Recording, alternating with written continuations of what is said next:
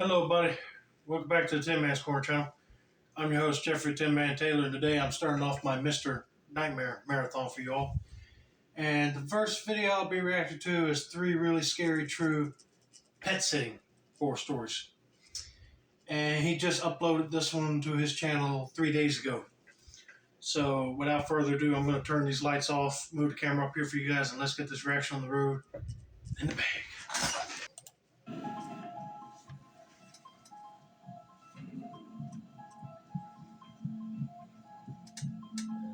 When I was in college, I used to house sit for a family for a few years when they would go on their annual family vacations. Okay. I've had a handful of other scary, creepy experiences, but the one I want to talk about today was the one that forced me to quit house sitting for them. I was in my 20s and was trying to make ends meet. House sitting was one of the many side hustles I had. The family would be going on a 2-week vacation abroad and wouldn't have any service, so if anything went wrong, I would have to call the police or their relatives depending on the situation. Please keep in mind that I've already had a few creepy experiences with their house prior to this, but it was never scary enough to deter me because they paid me very well. I used to work at an animal shelter, so I was well versed in animal care, and I knew about cat behavior. This family had 4 cats who were all very well behaved. For the first few days, all was well. I slept in the guest bedroom and went to school from their house because they lived close enough to where I could just walk to class and didn't have to pay for parking or bring lunch since I could just go back to their place. Then the issues began after a few days. My boyfriend at the time came over with dinner to keep me company, as he knew I was always a bit creeped out by the house. Well, that's good that he came over. I was about to say earlier, when you got to make ends meet, you got to do what you got to do. We sat in the guest bedroom and watched TV for a few hours eating, until he said he needed to go home. Sometimes he'd sleep over, but he told me on this particular night that he had a strong gut feeling he needed to sleep at home. He urged me to go home because that gut feeling he had was really bad. At that point, it was around midnight, and to be honest, I didn't want to go home. To put it bluntly, I have a complicated home life and didn't get along with my parents. The only time I'd get a break from home was the annual house sitting once a year, and I didn't feel like wasting it. My only sibling, who's also my best friend, moved out due to the toxicity, and honestly, home wasn't home without them anymore. I told him that I'll be fine, and I'll lock up after he left. He was still really uneasy, and tried to persuade me to go home once again. He tried to explain that while he had slept over before, for some reason tonight the house just felt unsettling. I thought it was because the house was over a century old, but it was just renovated, so I felt better about it. I reminded him that there was a home security alarm that I always set, the neighborhood was safe, and I had 4 friendly cats with me. He reluctantly left and drove home, and that was when it started happening. I shut all the doors and windows, locked everything, and set the security alarm. Once I got comfortable in bed, the TV started to turn on by itself. We were just using the TV, so I thought I accidentally sat on the remote, but I saw the remote on the nightstand. Yeah, that is creepy. I don't know how in the world the TV will come on if the remote is not there. Unless it had a short in it, but I bet you somebody must have hacked the TV. You never know. I quickly turned it off. Just as it went off, it turned back on. I thought it was strange since the TV was working perfectly the entire night, but it was even stranger that when the TV turned on by itself, it went to this off channel like it was just black and white, like it had no signal. So I kept turning it off, and it kept turning on. I began to freak out and unplugged the TV entirely. Even though I'd had creepy experiences before in this house, this one had never happened before.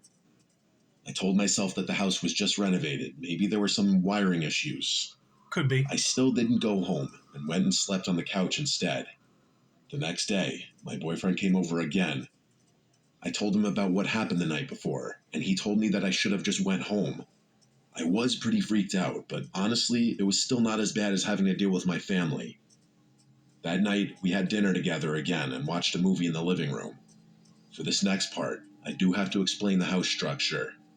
The house is 2 floors. There's a first floor where you come in through the front door straight into the living room, and the second floor is actually the basement, which is essentially a big living room with another room that can be used as a spare bedroom. The stairs leading downstairs are incredibly creaky and creepy. I don't understand why they didn't fix it during the renovation. As for the cats, they love to be everywhere and anywhere. They all had the personality where they wanted to be around you, but not necessarily held or cuddled. They were all pretty calm cats that liked quieter environments.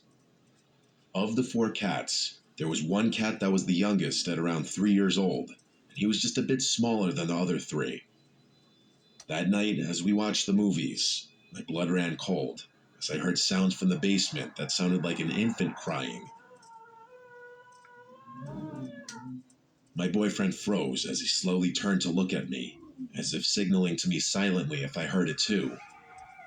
I remembered from my time working in the animal shelter during my training that sometimes cats sound like babies, especially if they're in duress. As I mentioned earlier, the cats like to be around people and will follow you around the house, but not close enough to cuddle. Well, yeah, I can see the cats making a whining noise. I counted, and only counted 3. The little younger cat was missing. I figured it must be the younger cat, and went downstairs to the basement where I found it stuck in the spare room. He was smaller but more energetic than the other cats. He somehow closed the door behind him and was stuck in the room all alone. I carried him up the stairs, and we resumed the movie. Mid-movie, we did pause it as it was time to feed the cats. The owners had a strict food schedule for their cats. The cats' food station was in the kitchen, and the kitchen was the only area that connected to the basement. To best explain the layout of the house, the main entrance connects to the living room. The living room then diverges into 2 different sections. One connects to the kitchen, and the other connects to 3 bedrooms. One being the spare bedroom, a master bedroom, and another bedroom that belongs to the family's child, with the living room being connected to the kitchen as well. The kitchen was the connecting area where you must enter it to go to the basement or living room. Okay. For these cats, the only time that they didn't want to be around humans was while they were eating and after they ate, as they like to take naps or rest with their full bellies. They like to nap in the master bedroom or the teenager's room, as it smells like their family. They always did this every year that I babysat them, so it wasn't new. It also wasn't unusual to not see them for a little bit after mealtime. We finished our movie and went into the kitchen, void of any cats. As we were enjoying dinner, we both once again heard crying noises from the basement. It was naturally louder because we were in the kitchen, which was closer to the basement. I didn't see any cats in the kitchen, and I didn't think to check the living room because I was panicking internally. My boyfriend was visibly creeped out, and I told him I'd check it out since it was likely the cat again. I couldn't help but notice that the cries sounded a little different from earlier. It was more frequent and higher pitched. I turned on the lights to the basement and slowly crept down the stairs, saying the cat's name. With each step, the crying got louder, but when I finally made it down, the crying abruptly stopped. I checked the spare room, any crevices, and under the couch. He was nowhere. At that point, I was feeling so scared, I could hear my heartbeat in my head. I don't even go on regular walks, I definitely don't jog, and I absolutely don't run. But I ran up those stairs like my life depended on it. When I got back into the kitchen, I felt my whole body go cold as my heart sank. My boyfriend was standing in the kitchen with a horrid look on his face, as all 4 cats surrounded him. He told me that as I went down the stairs to the crying noises, the 4 cats came out at the same time from the area where the bedrooms were. No cat had been downstairs the entire time. I immediately and silently packed up my items, jammed it into my backpack, and we both left the house. For the remaining week, I would only return to the house once a day to clean the litter box and feed them. I know I was going against their eating schedule, but at that point, I really didn't care. After the last day, I locked up, dropped the keys into their hiding spot, thanked them for the opportunity, but that it was my last time, and I never returned. I hated that house, and looking back, the experiences I had each year seemed like it was escalating. I should have stopped much sooner. I still remember calling my sibling during the drive to my parents' house after the incident. I felt even worse when they revealed that they also had their own experience in that house, and kept it away from me because they knew I was trying to save money to move out, and they didn't want to scare me. I'm glad the first time when you heard that noise, it was actually the baby cat, but not an actual baby. But if you hear it a second time and the cats are all upstairs, I don't know. Somebody must have been down there, maybe planning to rob the place, and they're making them baby noises trying to get you out. or to make you lure down there or something. I don't know. But that is creepy.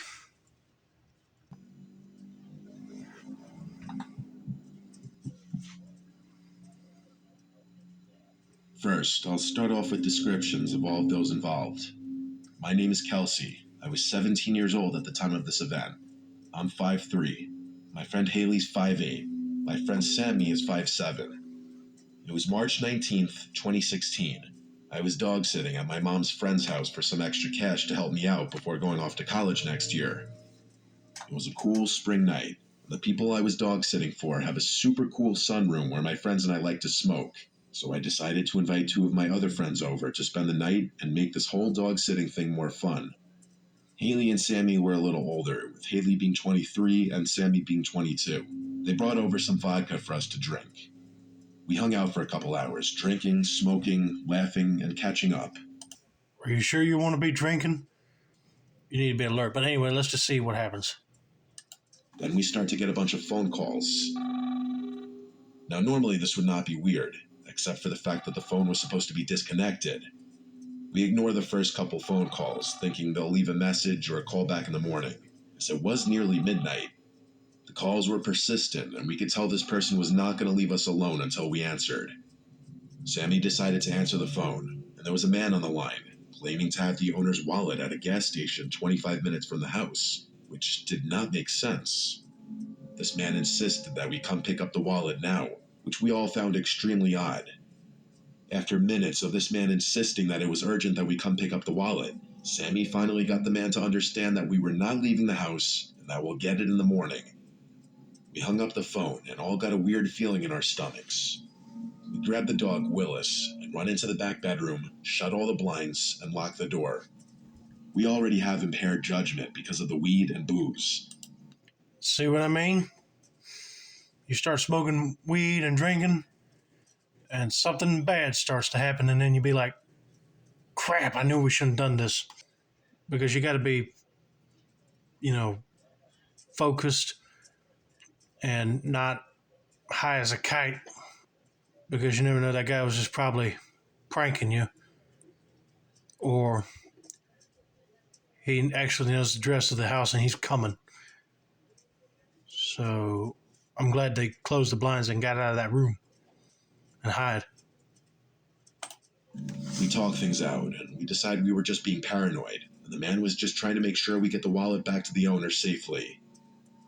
Hours go by of us drinking and smoking some more. Then we decide to watch a funny movie and make some food to calm down and get ready for bed that night. We move from the sunroom to the living room and pop in a DVD. The sunroom is located in between the kitchen and living room of the house and the backyard by the pool. The door in between the pool and the sunroom does not have a lock on it, but the door that's in between the kitchen living room and the sunroom does not have a dog door for Willis to go out back to go to the bathroom. So we all agree that, although we were a little spooked by the phone call, we were in a safe neighborhood, and Willis would bark if anything were to come to the door. Time creeps by. We were laughing on the couches, Haley and I sitting next to each other on one, and Sammy across the room on the other. The clock struck 3 a.m., and that's when things started to get creepy. Remember earlier how we left the lockable door open to the sunroom so that Willis could get outside to pee? That's where he entered from. I'm fully immersed in the comedy, but do you ever get that unexplainable feeling that you're being watched by somebody? That feeling suddenly became overpowering. I turn towards the kitchen and see a dark mass hunched over in the kitchen. I freeze and for a second think I'm seeing things.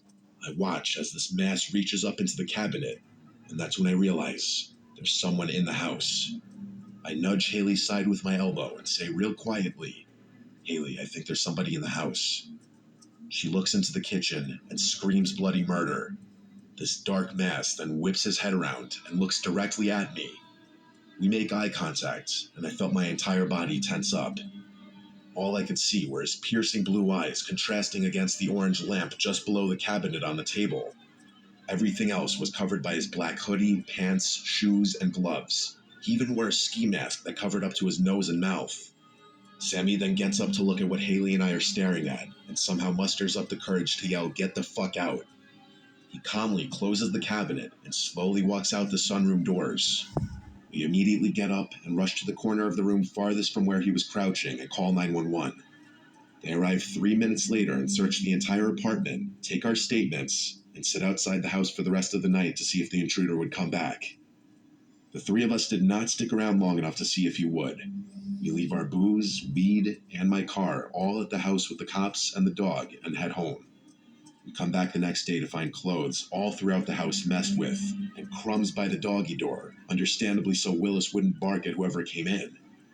To this day, we still have no idea who called us and or who came into that house. I have not been back since. The guy on the phone was being truthful and he had the guy's wallet, and this other person was just so happened to be in the neighborhood and breaks into your house to take something. But then when you screamed, he ran out. But yeah, that guy looked like he was looking for something, but I'm glad the girls got out when they did. Didn't know what that man would have done.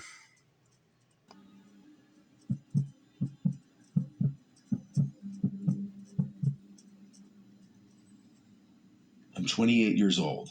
I've been an animal lover ever since I was a child, which led to me pursuing a career path that had to do with animals. I'm a veterinary assistant, but for a while I also had a little side gig in which I'd offer to house sit animals for people going away on vacation and such. This ranged from cats to dogs to birds. I had actually house sat entire weekends a few times for people who presumably didn't have any family available to watch them. Being a young female who also already works at a veterinary hospital, most people weren't intimidated by the idea of me staying in their house while they're gone. I wasn't just some random person off the street. My credentials were all over the internet. I got a response to my ad one day from a man named Jeremy seeking my services. He had a 20-something-year-old macaw and a cat that he needed to have watched for a weekend while he went away. He brought up a price right away and offered me $300 for the entire weekend. I accepted that offer because that was a fair deal. I have experience dealing with birds of all types, including macaws, but this would be my first time I'd ever watched one for an entire weekend. I met Jeremy at his house. It was a basic, normal corner house for the neighborhood. He was a short man in his late 50s, if I had to guess. He had graying hair and a graying mustache. He seemed very friendly. In my experience, most animal lovers are. After meeting Jeremy, I met his bird Ringo and his cat Casper. Ringo was huge. I've handled macaws in the past, which I assumed was part of the reason Jeremy hired me. He told me about Ringo's personality and quirks and how to get him to quiet down if he makes noises. Ringo kept saying "Daddy's home" as Jeremy would handle him. He laughed and said that's what he says when he sees him. Ringo said a few other phrases along with that. That's a pretty looking bird. So far, everything's going as planned, I see. Gets to meet the owner of the pets that she's going to be looking after. But let's see how this story continues. All of them 2 or 3 word phrases. After showing me how to clean the cage and everything like that, he showed me the rest of the house and told me how often to feed Casper. He asked that I don't go into any other bedrooms upstairs besides the guest bedroom where I'd be sleeping, which was understandable. There was a bathroom upstairs right next to the bedroom, and he told me I could help myself to his food. However, I'm a vegan, so I brought my own food for the weekend. After all of this, and him getting to know me a bit, he gave me the key to the house and left. I watched through the window as he drove off, and I was left alone with Ringo and Casper. It was already late in the day at this point, like 8 p.m. It was dark out, so there wasn't much left to do that night. Casper was already fed, and Jeremy already left enough food in Ringo's cage for the night. The cage was in the living room in the center of the house, right next to the TV, so I turned on the TV and plopped down on the couch. Casper was hiding somewhere in the house out of sight. Ringo was just sitting in the cage watching me. After a couple of hours of watching TV and eating my little dinner, I went to bed. No reason to stay up super late. I slept with the bedroom door open, and I woke up in the middle of the night to a sound. The best way I could describe it was 2 loud cracking sounds. I sat up and listened for a second. Nothing. So I lay back down and went back to sleep. There was a giant bird in a cage downstairs. Hearing sounds was not unexpected. The next day was pretty easy. I cleaned up Casper's litter box, fed him, and fed Ringo. I let Ringo out to play for a couple of hours. He perched on the back of the couch behind me as I watched TV. Jeremy told me that Casper and Ringo typically ignore each other, so I wouldn't have to worry about one attacking the other. Fast forward a few hours, and I left the house to go explore the area a little bit. I went for a walk in the park and FaceTimed a couple of my friends. I did a little driving around too, and picked up some food for dinner that night before returning to the house. It was around 7 o'clock when I returned. I interacted with the pets for a couple of hours as I ate my dinner and watched TV. Jeremy was supposed to be returning home late tomorrow. I called it a night early again. I went to sleep with the door open again. However, once again, I woke up to a sound. This time, I believe it was the sound of the bedroom door closing. I looked up and saw that the bedroom door was now closed. While the windows were open, there was little to no wind to create a draft. This was weird. I also could hear sounds from downstairs. It sounded like Ringo moving about in his cage, talking. I got out of my bed to check on him and make sure he's okay. As I was walking down the stairs, I heard him talking more clearly. I got to the cage and saw he was wide awake and walking around. I remember what Jeremy told me to do to get him to quiet down. Hand him a particular treat. I dug into the bag to grab one, but then he said the phrase, "Daddy's home." I found that odd and slightly unsettling.